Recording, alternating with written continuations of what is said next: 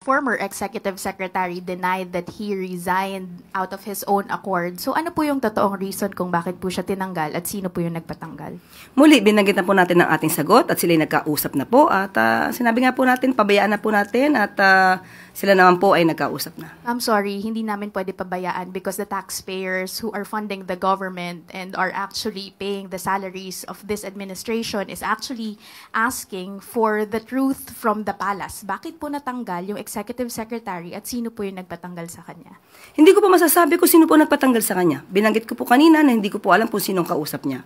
Kung yun pa ang nababasa ng palasyo dahil sinabit niya naman po ang sarili niya sa President's prerogative, yan lang po ang ating masasabi. At tinanggap po ang sinasabing resignation. Okay, if you could not give us the exact reason for Bersamin's removal, the former executive secretary was not the first official who actually experienced this kind of treatment na parang they were caught by surprise with their removal. We saw the removal of Baguio City Mayor Benjamin Magalong from the ICI, also the removal of former DPWH Secretary Bonoan from his post. How does the palace actually explain the seeming trend of unceremonious removal of high-ranking officials in the Philippine seat of power? Tanong po natin, tinanggal po ba si Mayor Magalong? Sino po ba ang nag-resign? Ang huli natin pagkakasabi tungkol kay Mayor Magalong ay ipapatignan, ipapacheck, ipapa-assess sa legal team kung mayroon ba na-violate.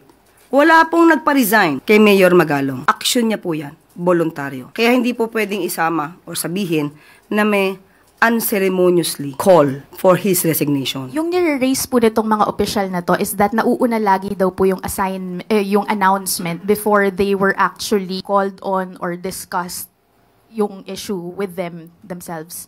How does the palace respond to that? Na may parang gap in terms of communication within the president's inner circle.